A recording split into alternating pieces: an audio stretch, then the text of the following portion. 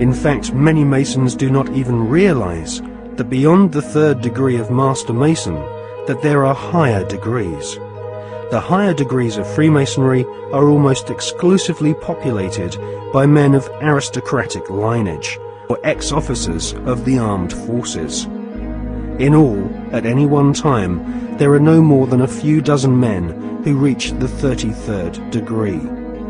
As they pass each ritual test, the ceremonies become more bizarre and include symbols which can be found in ancient Egypt, with initiates being given pompous titles such as sovereign, prince, or knight.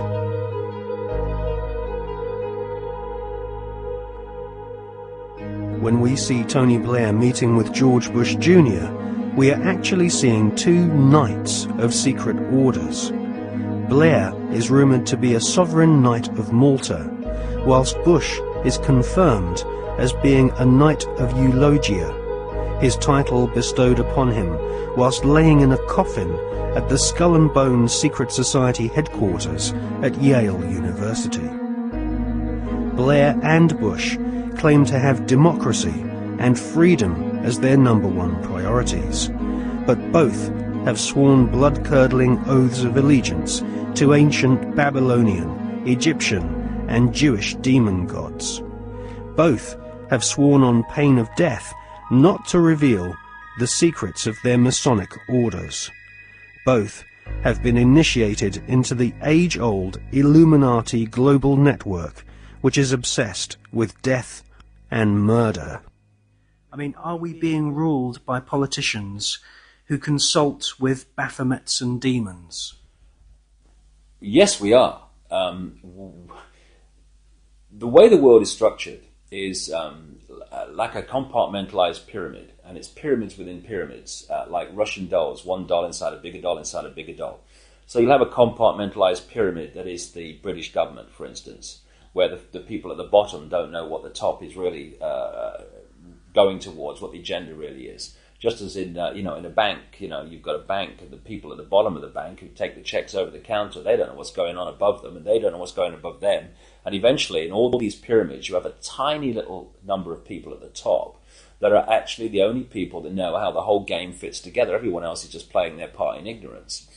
And so what the Illuminati do is they make sure that only their people, or those that are not a problem to them, will reach those levels of power in which decisions have to be made to push this agenda forward. When people say sometimes, well, you see these people everywhere, you see these one and these one other. No, hold on a second. No, they're at these high positions of power. Therefore, because of this process of filtering them out, if you're not one of us, mate, you ain't going to get sponsored by the right people to get these positions of power. And if you slip through the net, there's going to be a scandal, or there's going to be something we're going to bring up that's going to bring you down, because you're not one of our guys. And so therefore, the ratio of people who are into these dark satanic rituals, etc., to positions of real power in the world are very, very high compared with the general population, where it's nothing like as high, of course. And so the question answers itself, in my experience, when people say, do you think the Prime Minister of Britain's involved? And my reply is he the Prime Minister of Britain? Yeah, well, he's involved, particularly Britain, because the reason, you see, that you cannot put a cigarette paper between the British Prime Minister ever and the President of the United States, whether Democrat or Republican, is because both are answering to exactly the same masters. And Blair and Bush, who are gophers, I mean, the real power you don't see. They're just, they're on public display, they're still at gopher level. They are far more terrified of those in the shadows dictating to them than they are of public reaction to them. Because the most that public reaction can do is kick them out. It's not the most that the people in the shadows can do. And I was talking years, indeed, before Blair came to power, that Blair was a chosen one and that he would be brought through. and one of his tasks would be to take Britain into the euro, among many other things. And this is why Bush and Blair speak from the same song sheet, because the same people are handing out the song sheets. So yes, absolutely is involved, and so are the British royal family in horrendous rituals that go on at places like Balmoral. And if what really goes on comes out, and it will, people like Bush and Blair and the British royal family will have to reincarnate many times to complete the sentence.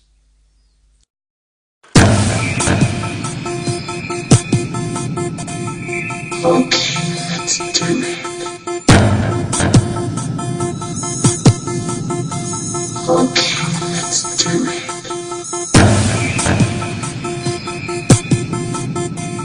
Okay, let's do it. Okay, let's do it.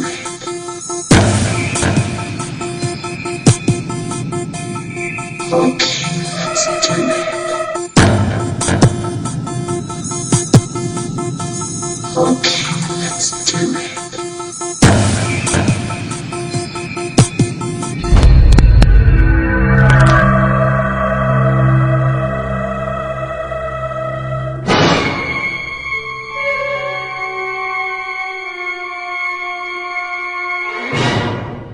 I was an FBI agent for 27.5 years.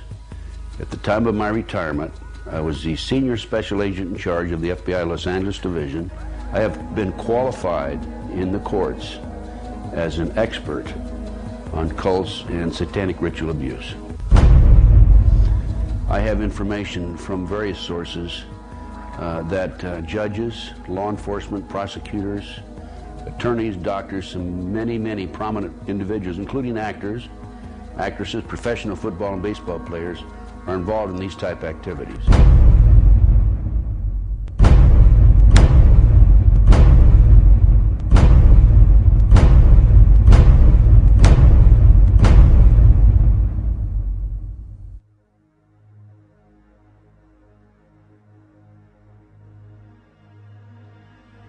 If you go back 225 or 30 years ago, you have what we call the Illuminati that was established in 1776. And the goals of the Illuminati, this is all very well documented, are to take over the world. One of the best ways of taking over the world is to control people's minds and to take over a country through the control of the minds. So what's happening in America, and based on my research and my interviews with numerous individuals, is that the powers that be, the higher-ups, the people in the Illuminati, are using the satanic cults as a means and as a tool to condition individuals and to make them victims of the mind control, MK Ultra mind control program. There's probably close to 4 million practicing Satanists in the United States alone, based on my intelligence information.